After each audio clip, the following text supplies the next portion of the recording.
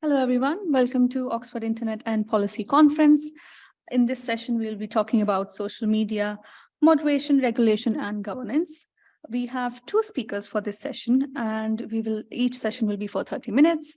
First session is by Daniela Stockman, who is a professor of digital governance at the Hertie School. Her current research focuses on the challenges of how to tackle harmful content spreading via social media platforms. She'll be speaking on the topic of social media governance and strategies to combat online hate speech in Germany. And each session is for 30 minutes, and we can have the last 5 to 10 minutes for Q&A. Thank you. Good morning, everybody. And thank you for coming to our session today. I've seen the other paper, and I'm very excited that the two of them fit very well and very nicely together. As was mentioned, my name is Dani Stockman. I'm professor for digital governance at the Hertie School in Berlin. In the past, I spent 20 years of my life researching social media governance in China. So that's one hat I'm wearing. And then in 2016, because of the US presidential elections and also Brexit, I realized that I had to shift my focus and instead start working more on democracy and how to create the circumstances for social media to promote democracy. And one important element of democratic speech is obviously healthy conversations and a certain degree of tolerance. And so this is what my paper today is going to be about. This is a paper, I'm going to open it now, my slides, that I've been working on together with two of my students. One of them is a former student of mine, Sophia Schlosser, who is now at ETH Zurich. I hope she's also in the audience somewhere. And then the third co-author on board is Paxia Xatrio, who is a current student of mine at the Hertie School. And our paper deals with the Network Enforcement Act, which is an attempt in Germany to tackle online hate speech. This law has been implemented since January 2018. And then in 2022, about a year from now or ago, the law was revised, and there, as you can see from these clips, these newspaper clips, it sparked a discussion about media freedom and freedom of speech online, because it was interpreted to lead to a stronger content moderation on the side of the platforms. And the reason for this is that in this law, according to this law, platforms with over 20 million of users in Germany are required to provide users with a procedure for an online complaint mechanism. I will show you this mechanism in just a moment and talk about it in more detail. And under this user complaint mechanism, now users have the possibility to report content not only under community standards. As you can see here on the very left side, you had a Facebook user complaint mechanism just based on community standards.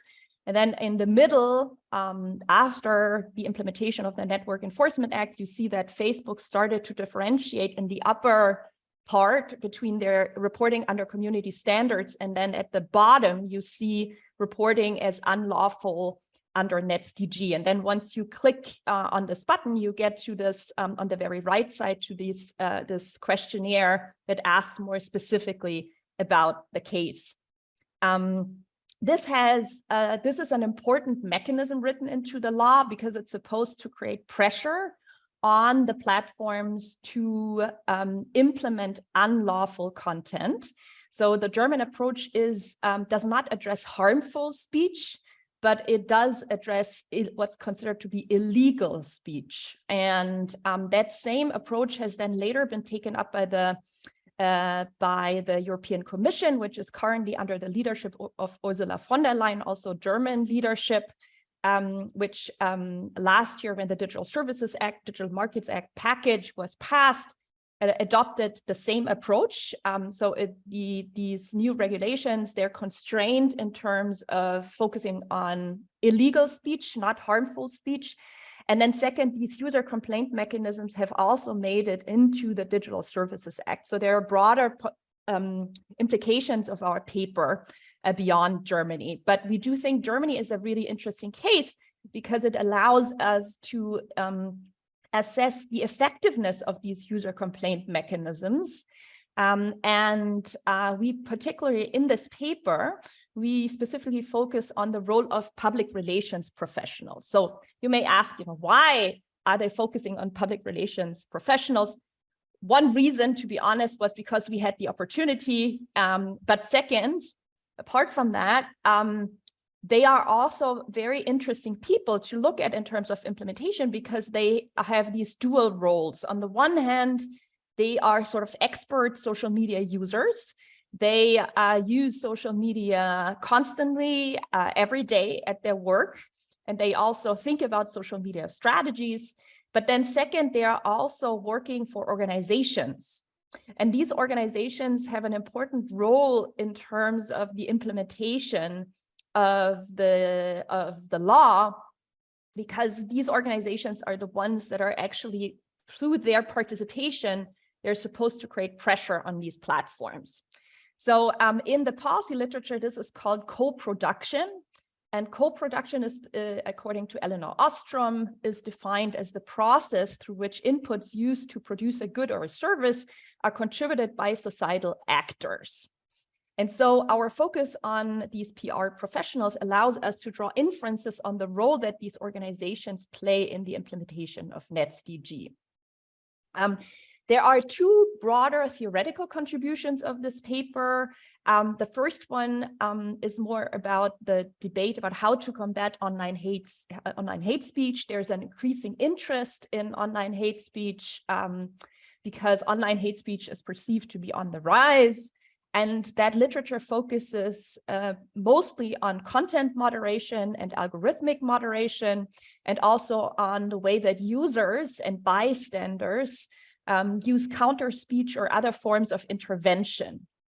Now, the Network Enforcement Act allows us to add a new strategy and enrich this discussion by looking at how an additional strategy, these user complaint mechanisms, to what extent they can actually help in addressing online hate speech. So that's the first contribution.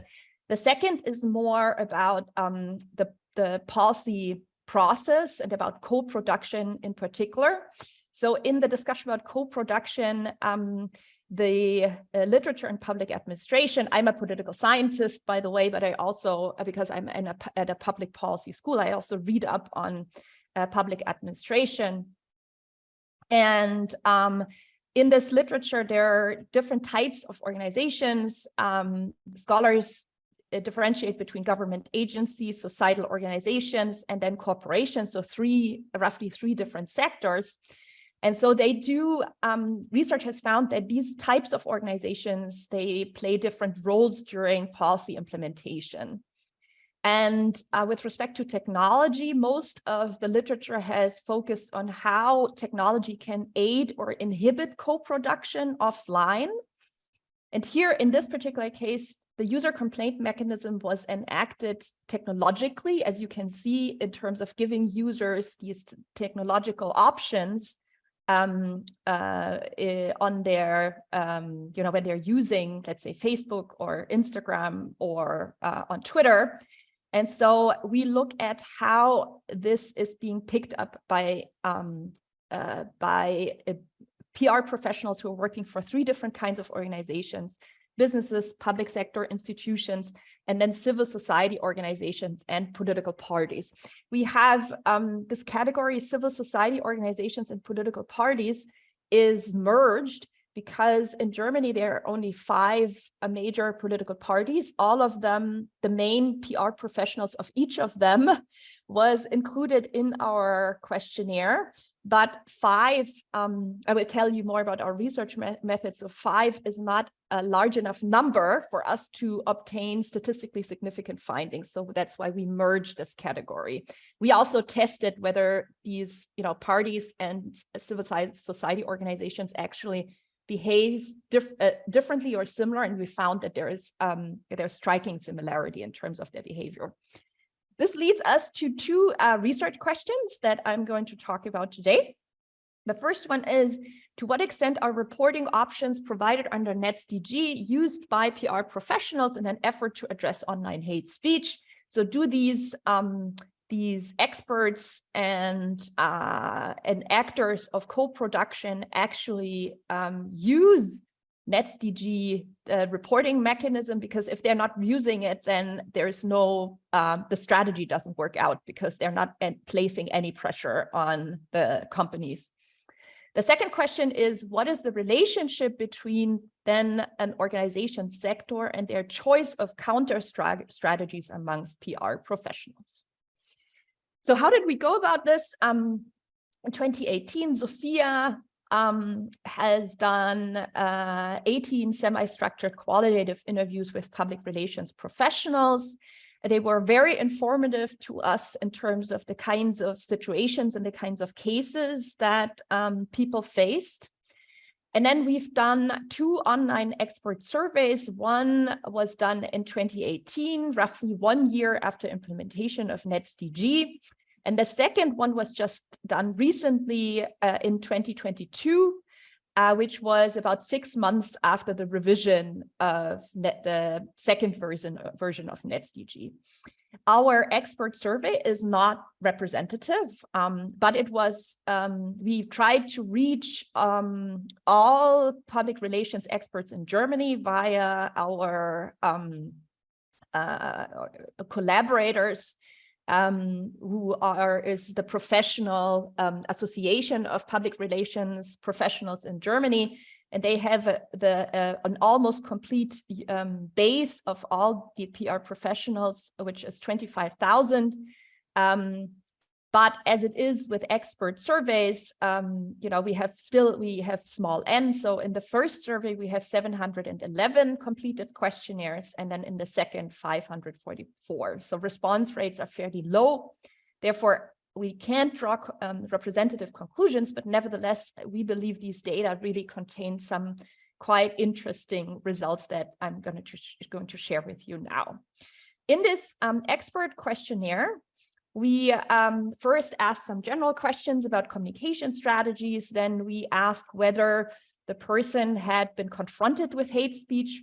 And then if yes, we asked them about the last case that they remembered and their strategies. And then we also asked them about the most severe case they remembered and their strategies. We also have a section in the questionnaire which is about hypothetical scenarios, but we're not using those for this paper. And obviously, it's important to talk about how to define online hate speech in this context. And in the survey, we defined hate speech as a communicative act aimed at degrading or defaming a person or a group. The mere use of certain words is not sufficient to classify a statement as hate speech. And we gave some examples, which I don't want to repeat here necessarily. And we also talked about the severity of the statement playing a role which is associated with the specific context, the audience, and its consequences, ranging from weak cases to extreme cases. This definition was based on both scholarly literature, so it's common. This is a common way of defining hate speech in research, but also in our qualitative interviews, we also found out that the PR professionals' understandings actually matched the academic conceptualization that we included in the questionnaire. I also want to share with you very briefly some stories, because I really think these help to enrich the data so that you have a better sense of what we are actually talking about here. So, so here's an example from a company, someone who works at a company.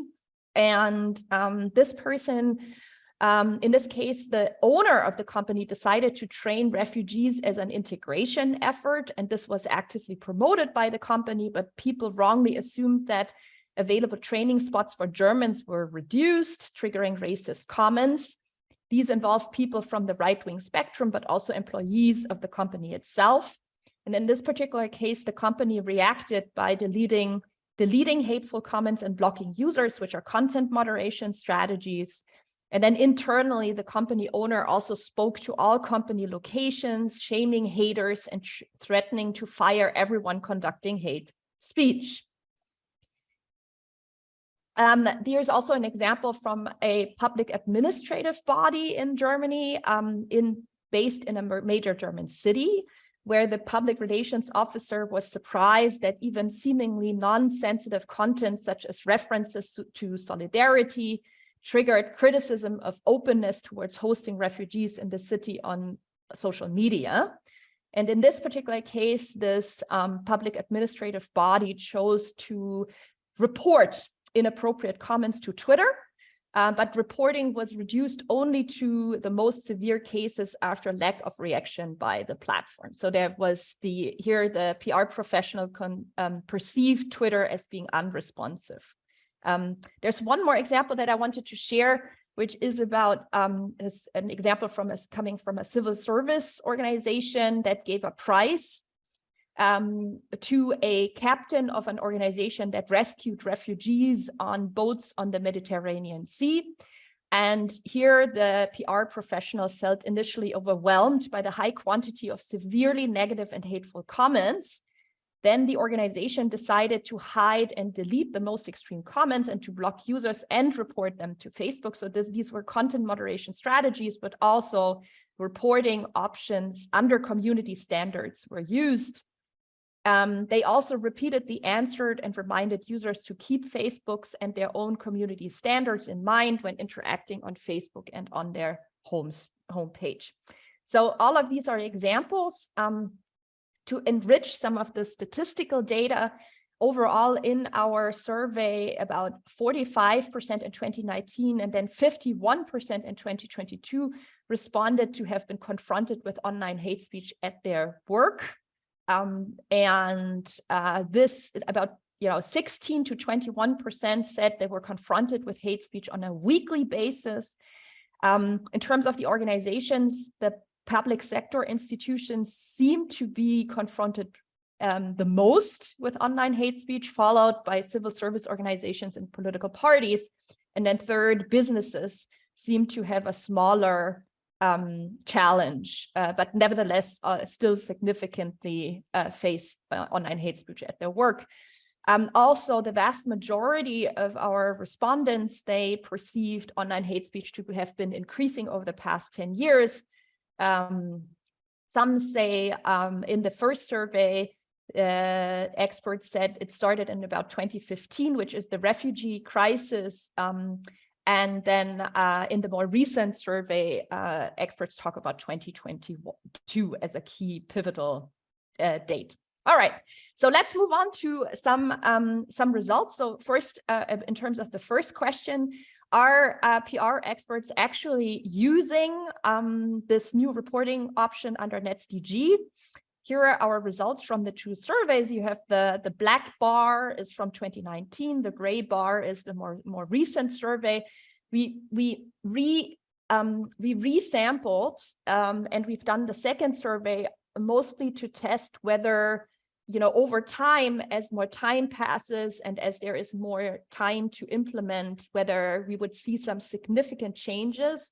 But if you look here at the report so this is the fourth from the top, report to Federal Office of Justice as violation of NetzDG and report to platform as a violation of NetzDG. These are the two reporting options that I talked about earlier.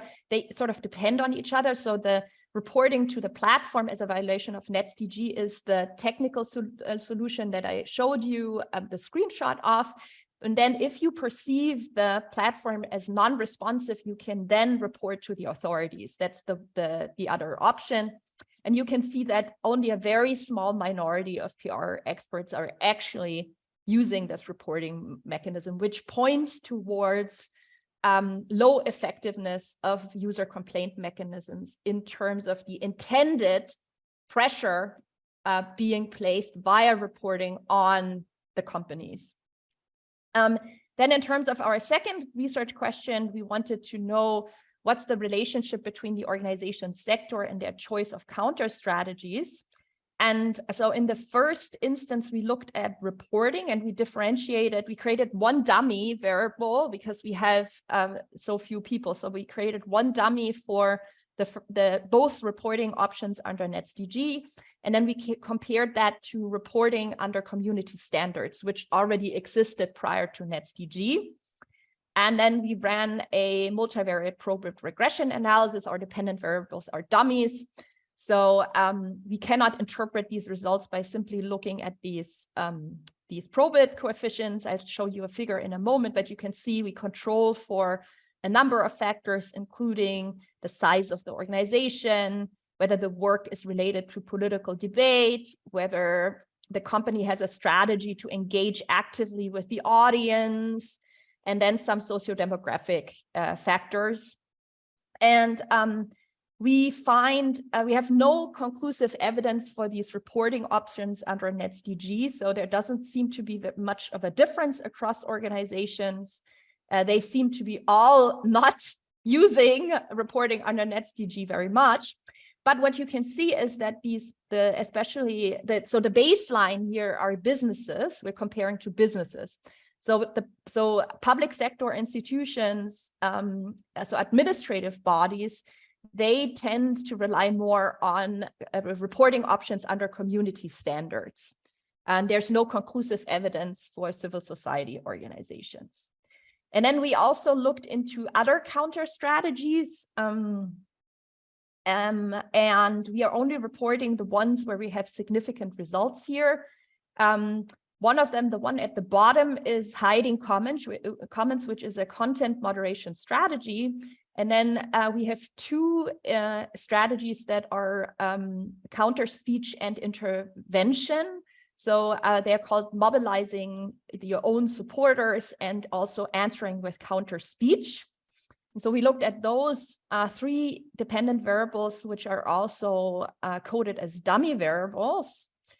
And again, we are controlling for the same control variables, our baseline, our businesses, and then we are interested in how public sector institutions and civil service organizations, political parties compare to businesses. And this is quite interesting. So sort of one finding that stands out is that both public sector institutions, but also civil society organizations and political parties, they tend to rely more on content moderation than businesses. So the hiding comments, here is an example. And civil society organizations in particular tend to rely more on counter speech and also mobilizing supporters, whereas both the public sector and also businesses tend to not rely on these counter strategies. So I'm going to just briefly summarize the main points. First of all, reporting under NetzDG is only used by a small minority of PR professionals. We therefore don't think it's even though obviously there are good reasons, out of fairness to give people the option, we do conclude in the paper that the user complaint mechanism alone is not going to have the intended effect, which is to place pressure on the platforms to change their internal organizational structure and to change the way in which they address online hate speech. More important than this new user complaint mechanism seem to be alternative counter strategies, in particular reporting on their community standards, content moderation and intervention, such as counter speech, but also in terms of who picks up on these different strategies. There are also important differences between types of organizations. So reporting options tend to be used by the public sector. Civil society organizations and political parties seem to use counter speech and mobilizing supporters. And then businesses seem to lack any clear direction, probably because of huge variation across businesses. So overall, just to conclude, civil society organizations, political parties, and businesses are unlikely the organizations to place significant pressure on the platforms. And these user complaint mechanisms are unlikely to have the intended effect. And therefore, alternative instruments should be considered in terms of the policy discussion. There's a special issue that I co-organized with Lance Bennett, which deals exactly with those questions, and especially these alternative policy strategies and policy ideas that are being debated currently in Europe. And I invite you to check out the special issue on tech companies and the public interest.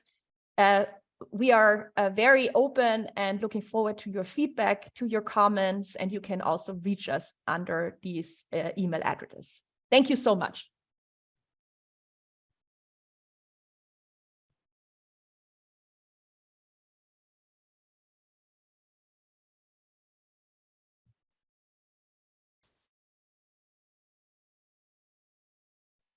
Okay, so we'll be taking questions at the end. Now I'll be introducing the second speaker. So the second speaker is Mr. Romain Bardouard from Paris Panthéon-Assas University. He is an associate professor working on internet governance and content regulation on social media with a specific interest in platforms design and politics. He was speaking about how social media platforms reform their moderation policies faced with new regulation obligations in Europe. Thank you. Thank you. Hi, everyone. I'm very glad to be a part of this conference today to speak about the moderation and speech regulation, but from a platform's perspective, since I have been working for a few years on platform policies regarding moderation and content regulation, especially with regard to two kinds of specific contents, which are hate speech and fake news. I will share my slide. Here it is. Okay, so perhaps the first things I would like to say, it seems quite obvious, but it's the fact that we are witnessing a turning point since the mid-year 2010s in the relationships between states and platform, following several affairs like the Russian affair during the 2016 election in the US, or the Cambridge Analytica scandal. And this turning point has led in Europe to the vote of new laws like the NetzDG, Daniela Stockman just talked about, the law on information manipulation in France, the Online Safety Bill in UK, or more broadly, the Digital Services Act at the EU level. So what I did in my research was to study the reforms of the moderation policies at Facebook and YouTube in Europe between 2016 and 2021 in order to understand how platforms try to translate regulatory injunctions in their moderation systems, and also how states intend to frame this reform process. So in my work, I studied several aspects of this reform, but now I will focus on two main trains of the reforming procedure within social media firms. The first one is related to the automation of moderation using artificial intelligence to detect speech, to detect hate speech and fake news. And the second one will tackle the issue of shadow banning, that is to say how platforms implement policies to manage gray content through invisibilization.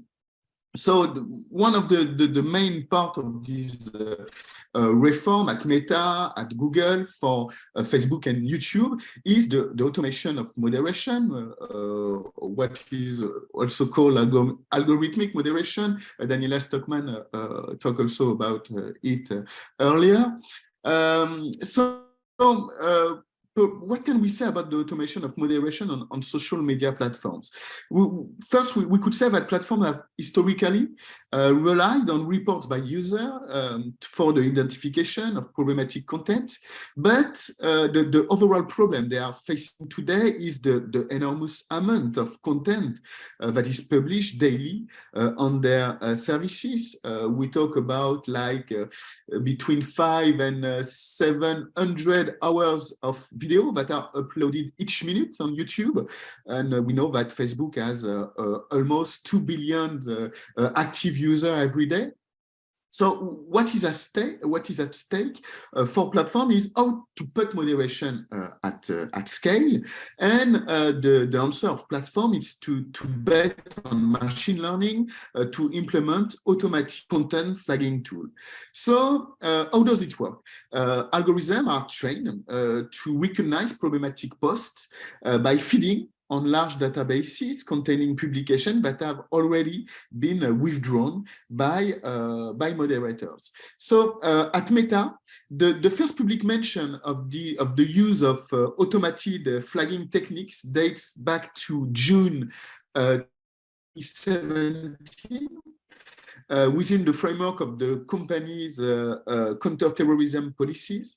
And in September 2019, Meta announced it was extended to hateful content and racist group. And since then, the use of automated flagging has become widespread within the company. If we look on the data that are provided by Meta in his transparency reports, we can see that, for instance, when we look at how Facebook is managing hate speech, that the share of hate speech that is detected by algorithm on Facebook has increased from like 25% during the last quarter of 2017 to more than 95% during the last quarter of 2021. We can see the figure for Instagram that are quite the same. And on YouTube, Google follows a similar path for the detection of problematic videos and comments, even if the data that are provided by Google's on the YouTube enforcement reports are far less accurate. But what we know is that during the last quarter of 2017, automated flagging already allowed for the removal of over 6 million videos and almost 99% of the comments. So we also know that the automation of moderation has increased since the COVID crisis in 2020. Since March 2020, moderators at YouTube, but it was the same at Meta for Facebook and Instagram, were confined, were locked down. And to replace them, both companies decided to increase the share of automatic detection on their platform.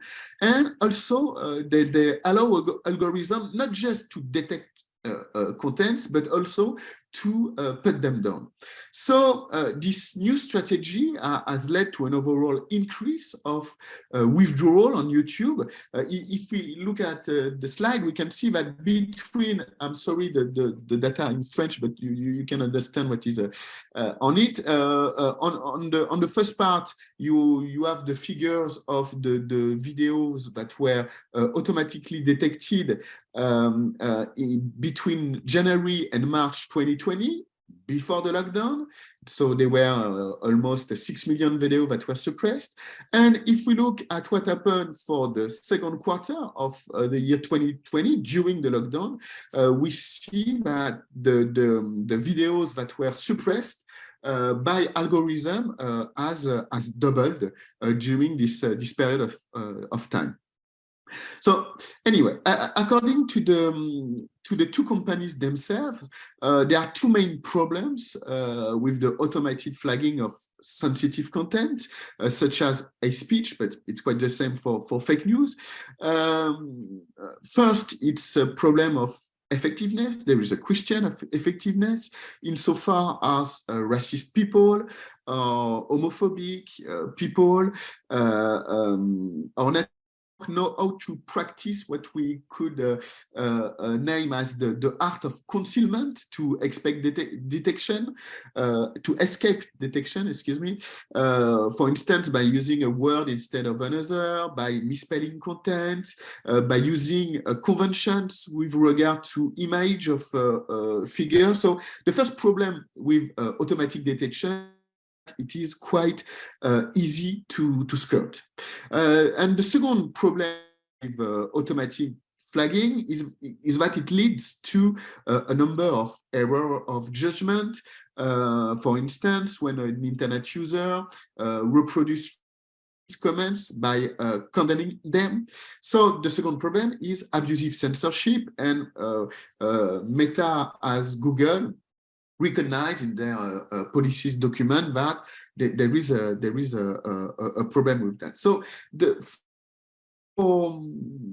for both hateful content and fake news, the issue lies in taking into account the content of the context of the discussion, which is still problematic in the field of artificial intelligence, as the work of Sarah Roberts or Dalton Gillespie have shown.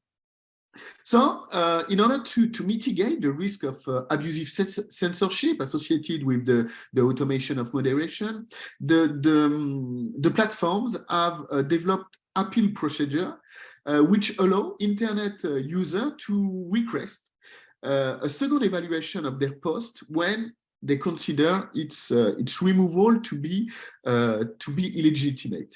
At Meta, for Facebook, the implementation of an appeal process is directly related to the release of new publication standards in April 2018, and since then, since the first half of the year 2019, transparency reports from the firm include figures on appeal procedure. At YouTube, the appeal process is older because it dates back to July 2010.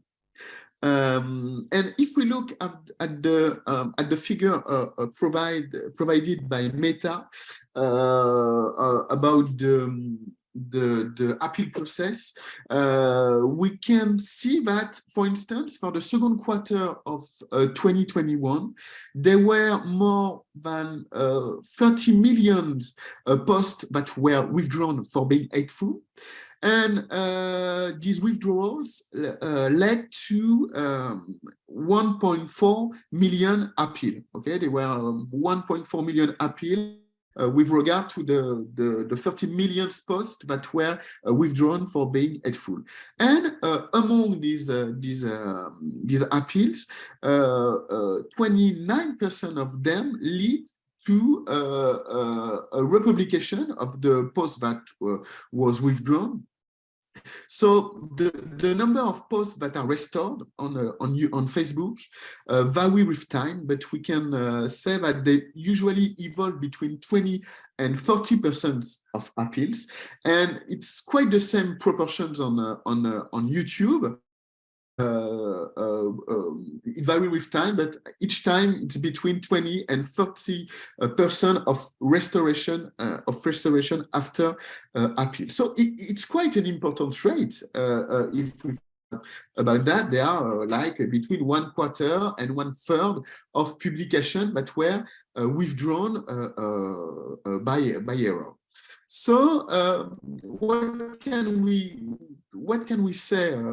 What can we draw from that? Is that first, moderation processes, whether they are human or automated, are fallible. They are fallible, and every day there are many legitimate items of contents that are removed by mistakes. And secondly, we could also say that appeal processes are necessary to correct these forms of abusive censorship on platform to allow internet users to fully exercise the right of expression. That's for the automation of detection. The second part of my presentation will be dedicated to the issue of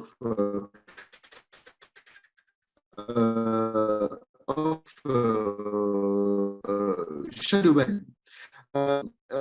Another problem with hate speech or moderate, because when hate speech is concealed and when we look at disinformation, we could say that publications enter a gray area.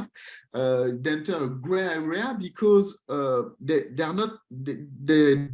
do not go explicitly against the platform publication standards, but they still constitute undesirable content. And to manage this kind of gray content, the two platforms have thus set up strategies to render it invisible or to limit its distribution without removing it, what we call daily, on a daily basis, what users are calling shadow banning. So at Facebook, the strategy related to shadow banning is summed up in 3 words: remove, reduce, inform, which is a new policy that was put in place in 2019.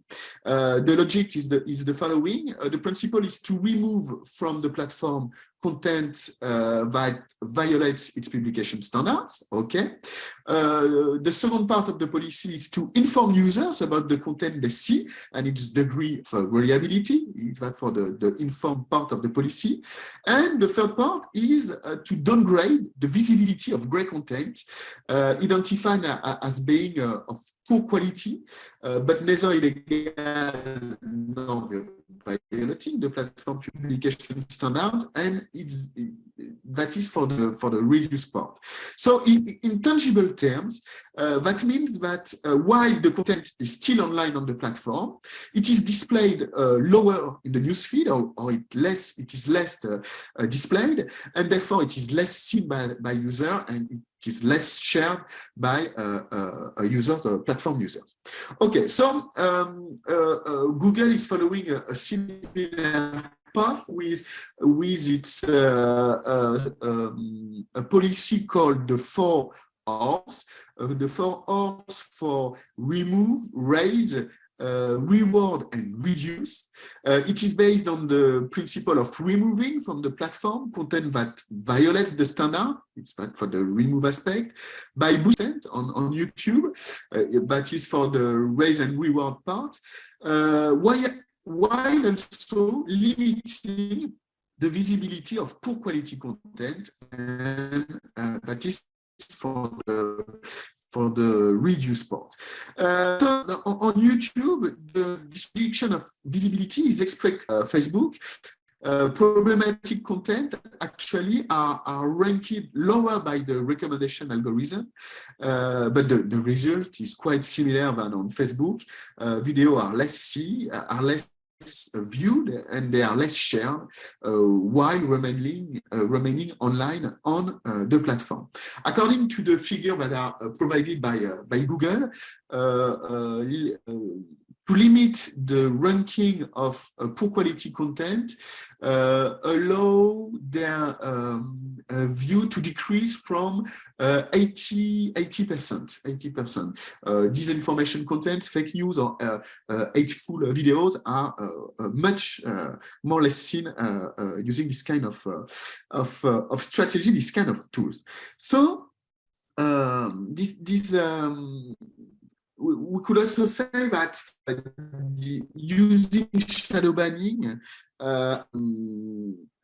present a major problem for users, because in the event of an act of abusive censorship, there is little visibility on the platform decision, and these decisions are quite difficult to challenge, because users continues to post content, but they do not reach their usual audience.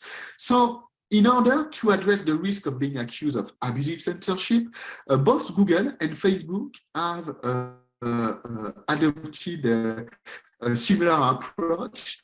This approach is to delegate responsibility for ruling on the harmfulness of this gray content to third party who are independent from the platforms. So, for instance, at Facebook, Facebook has set up a partnership with professional journalists, which is called the third-party fact-checking program, which was launched in overall. Behind this partnership is to delegate to professional fact checker the decision of ranking and evaluating the harmfulness and the truthfulness of content on the platform. And at Google, the task of evaluating the reliability of content is entrusted not to journalists, but gathered on a panel called Quality Raters. And both for the search engine of Google and for videos on YouTube, this panel, the role of this panel is to evaluate the quality of video, and this evaluation will influence how the video are recommended by the recommendation algorithm. So what can we draw from that? We can say that shadow banning contents, that is to say rendering gray content invisible, therefore relies on forms of regulation based on the design of information architecture, using information ranking algorithm, for instance, that ensure that information are less seen. On Facebook, it's by downgrading their visibility on news feeds. On YouTube, it's by recommending them less by the algorithm. And the visibility or the invisibility of information has thus become a regulatory tool which bear new logic of governing content. It means that the focus is not so much on preventing content from being published than on cutting it from a potential audience. And this development is less trivial than it seems, because the sorting and ranking of information is central to the debates on platform editorial responsibility. And we see that today the use of resources and infrastructure to perform curation and moderation reinforces the company editorial role. And because they indirectly decide what is worth being seen or forgotten, they thus assume a role of gatekeeper on social networks. So to conclude, all public authorities try to frame this evolution. In this context, I will talk about the case of France, but I know that other countries in Europe are following a similar path. It's quite different in Germany, perhaps we could talk about later, but in France, the response of public authorities to these trends of automation and shadow banning mainly relies on an injunction to transparency. For instance, in France, the regulator asks a platform to publish twice a year transparency report where platforms are laying out how their ranking algorithm work, how these algorithms influence the consumption of information by internet users, and also how the technical means that are mobilized in order to detect problematic content. But in this context, public authorities are always dependent on the data provided by the company as the researcher, and the regulator does not have its own means to verify those data reliability. This allows the company to benefit from a form of strategic opacity to mobilize a concept that was coined by Mike Kennedy and Kate Crawford to express how platforms are dealing with this injunction to transparency.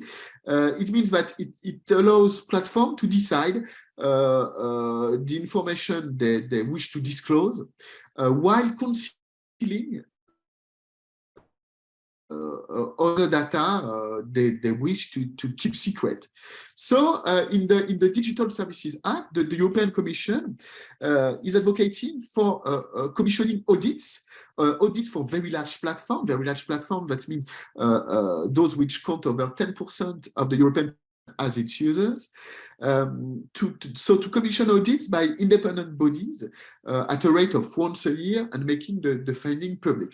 So this it seems to new step in speech regulation online. This question of this issue of audit. The big issue is now how to put them in practice, and we will follow this process this year. So to just my last word will be that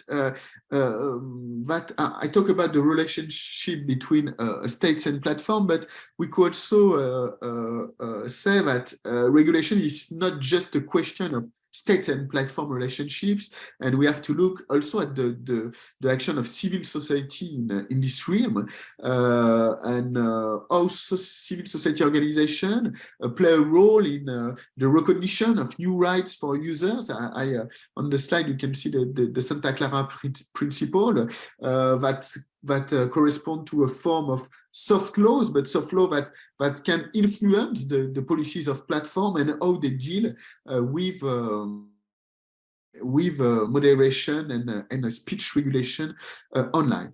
Thank you for your attention, and I'm of course open to discussion.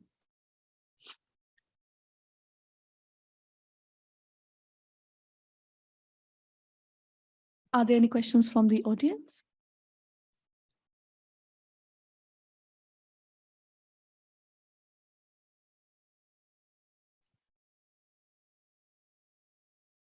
We have 20 minutes for the question. So we're going to be taking one question from the audience, and then one question here in person, and then one question for the persons in Zoom.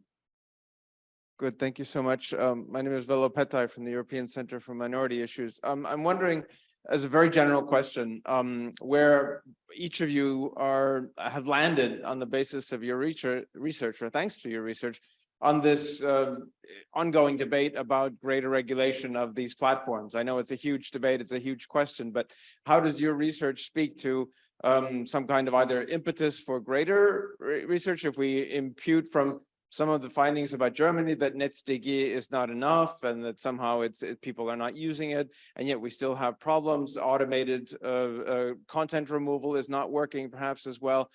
Is it all of this? Do you see any of this moving toward a greater mobilization to actually start regulating, and the whole debate over having these platforms being regulated as utilities? How would you speak to that broad topic? Thank you.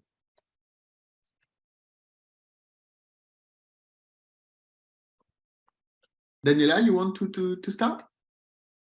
Yes, Sure, go ahead. I can come in with the broader picture, and then maybe Robin, you can dive in based on your own sort of the platform perspective, perhaps.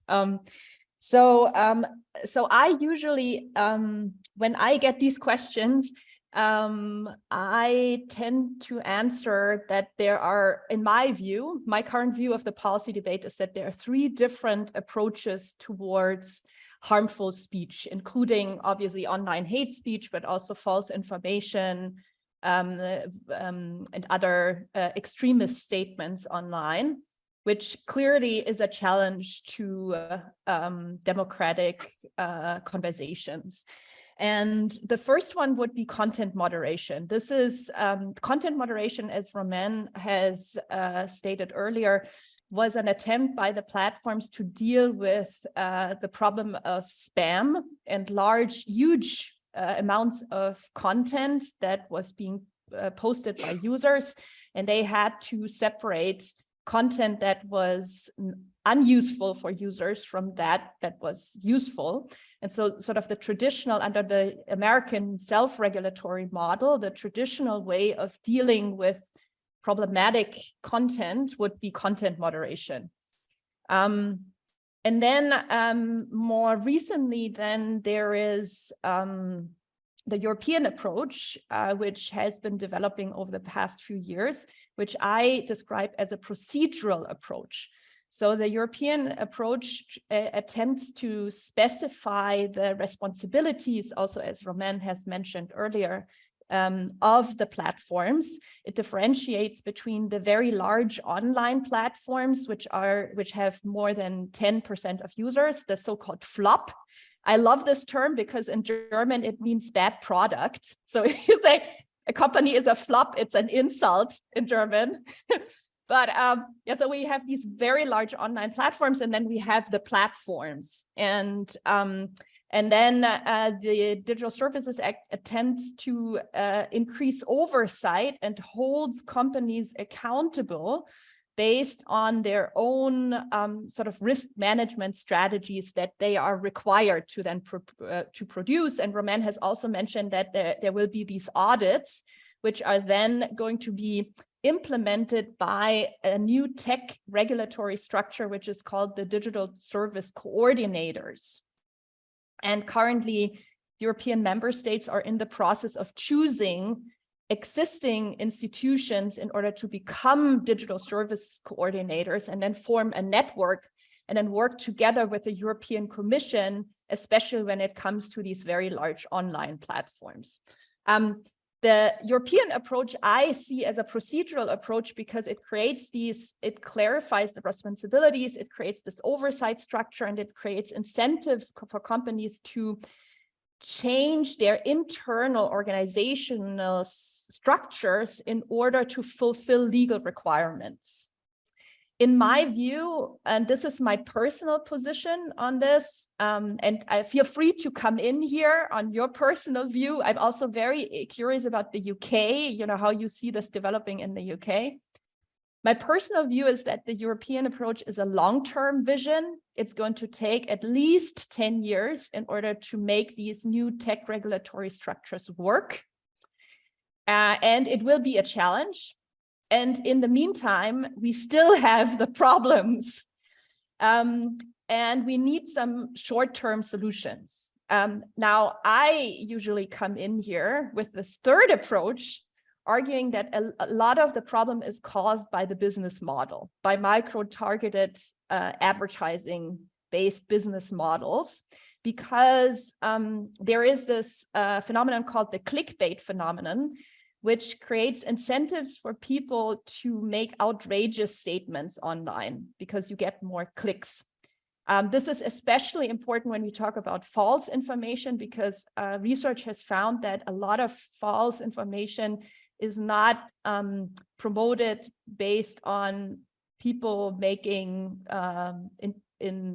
for political reasons, but actually to make money online. You can make a lot of money by producing for example, during the 2016 election, anti-Hillary messages that were fake, and some teenagers in Moldova were able to make a large amount of money by making those false statements.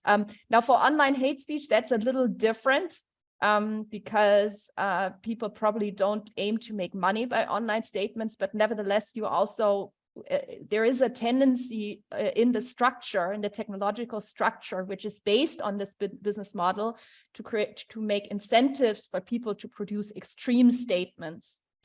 And therefore, to me, a successful strategy to combat online hate speech would tackle the issue not only from this procedural side, not only from content moderation, but also from the business side. But I'm curious what Romain has to say on this question.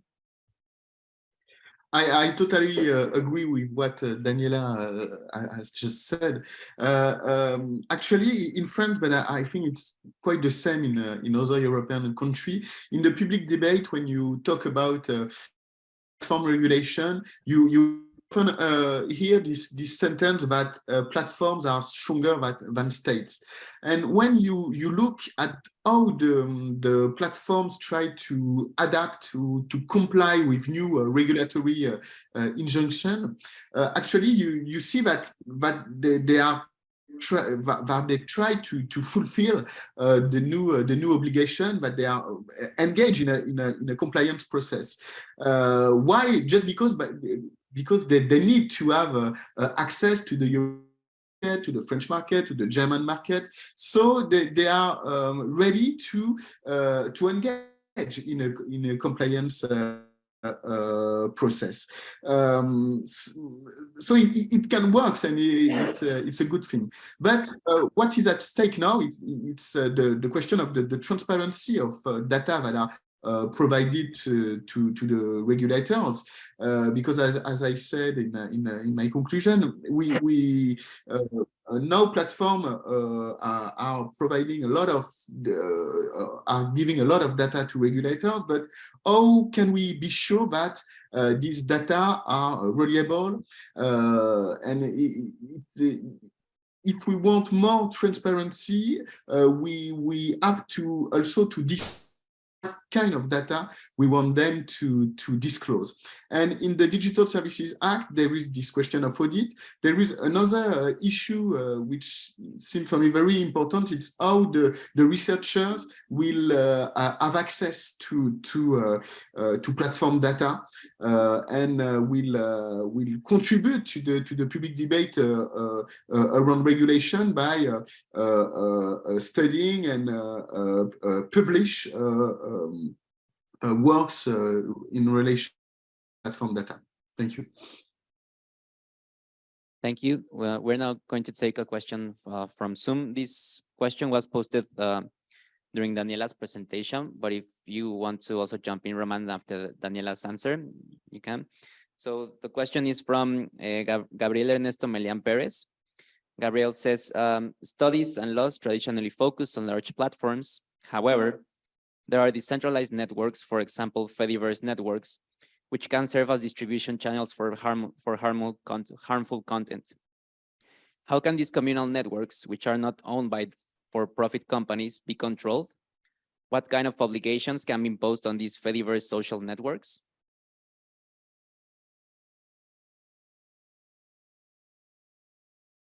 Should I come in first? And then Roman maybe can jump in again. So this is an excellent question. I love this question because I mentioned earlier that I have been working on China for 20 years. And so China is obviously, you know, today we're talking about the European approach and a little bit about the American, because in the background, there's always the US self-regulatory model, but there's also the Chinese approach, which is completely based on content moderation only. And I'm oftentimes asked to speak about, you know, what are some lessons we can learn from China?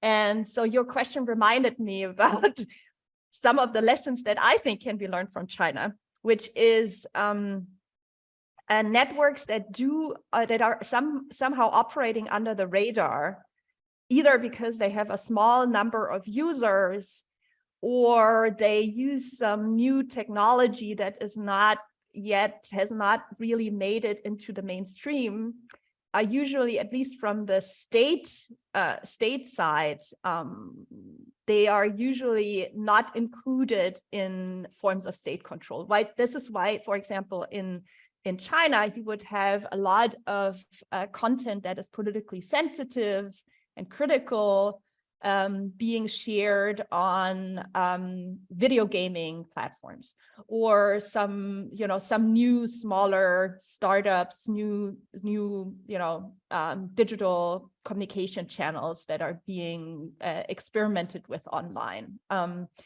And so then your question kind of raises this question, of course, in a democratic context. And at the moment, you know, I don't think that at least the European regulations would really, according to the new European regulations, this would fall under the sort of the non-flops. So as long as they have less than 10% of users in European member states, they are sort of controlled to a lesser extent. It doesn't mean that they're completely outside of control. But according to this newly developing European approach, it would depend very much on probably some societal actors, academics, NGOs are being asked by the new regulators to also work with them together as some sort of watchdogs. And so it could be that these kinds of organizations and experts would raise some issues should they come across them through their research. But they're definitely, these structures, I think, are at least based on the current tools that policymakers have, definitely under the radar, I would say. Romain, I don't know whether you have any other thoughts on this. Yeah, thank you. Yes, earlier I talked about the role of CT in the regulation realm, and within the civil society there are also these tech communities that play a role in these regulation debates. And the example that is given, the Fediverse, is a good one, because when you look at how it works with Mastodon and PeerTube and other tech initiative, we see that they are developing new logics of content moderation, which is based on a principle that to give more power to user, more power of decision about what they want to see online. I think that this is a key issue in this question of regulation, how we can provide users with a better power of decision of what they want to say. But your question was about not they do with content moderation, but more on how can we regulate this kind of my opinion on this subject is that it doesn't matter if we leave small network being less regulated. On the Fediverse, on Mastodon, you will always have community that where you can find hate speech, and it's still a problem. I think that the big question of regulation, it's much more about regulating big platforms that host the public debate, where the general public can find information. But if we try to regulate too much, perhaps we will fall in another problem, which is how we are limiting freedom of speech online, and it's another big issue. Thank you. We have 5 minutes left, so we're going to take one more question in the room. Thank you, William Morris, Next Century Foundation. I just was a bit confused, Daniela. You were saying your three approaches: content moderation, and the European approach that concentrates on flops, and then you said then there was a need for something short-term, and I didn't quite distinguish your short-term approach. You said content moderation and a business approach. So you're reiterating the same thing as the European approach and your first approach. What's your? Could you just expand on your short-term solution, because you were saying the European approach takes at least 10 years. If I didn't misunderstand you, if I'm not misquoting you. So what's your short-term approach instead of the European approach? Could you be a bit clearer on that? Yes, thank you so much. Thank you for asking this question. That's an excellent question, because I don't think I gave a very clear answer on this point. So to me, addressing the business model is more of a would be more of a short-term approach, because it is something that decisions about business models and experimenting with new business models are being done on a daily basis. I'm based here in Berlin with a large startup scene. When startups develop new products, they need to come out with a plan for a business model, and they need to seek investments. And so those kinds of decisions are being made on a daily basis. There are, at the moment, at least, I think we need more research to answer this question and to fully develop a sort of an action plan I have, Shoshana Zuboff's Surveillance Capitalism is obviously very popular and has stirred a lot of conversation on this. But one of the questions that I asked her in one of her talks was, what are some alternative business models that exist, which would create or address some of these problems? And she didn't really have an answer. And to me, there is an opportunity because business always is faster. Business decisions are being made faster than policy decisions.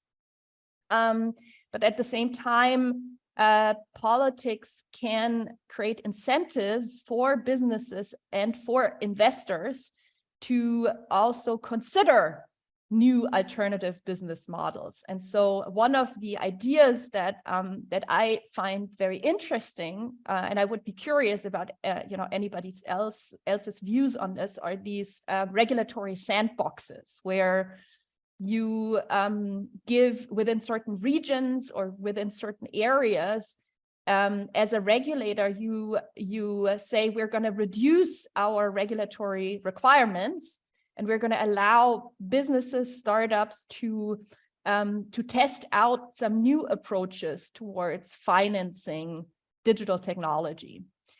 There's a paper, if you're interested, there's a paper also in the special issue on tech companies and the public interest in information, communication, and society by Ellen Borning, Marvin Landwehr, and Volker Wolf, where they go through all the different currently existing alternative business models, and including the one used by Fediverse and Mastodon, that are nonprofit, and discuss their advantages and disadvantages. And they come to the conclusion that we need to innovate here. I call this a faster approach. I see this as a faster approach just because my assumption is that business moves faster than the state. But please, I'm very curious to hear your opinion on this, William.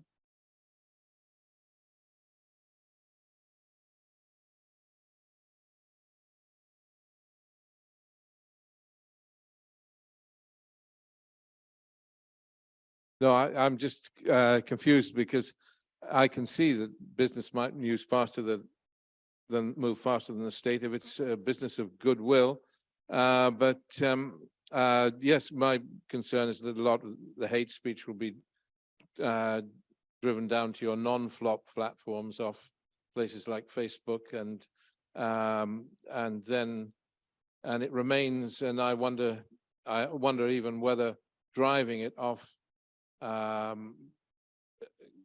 the big platforms makes a greater potential for violence because people's frustrations can't be expressed. But it's interesting. But you've given me much to think about, but I still don't quite grasp how the business community is going to man up and give you your short-term approach unless they're forced to. And that then comes back to the state, I presume.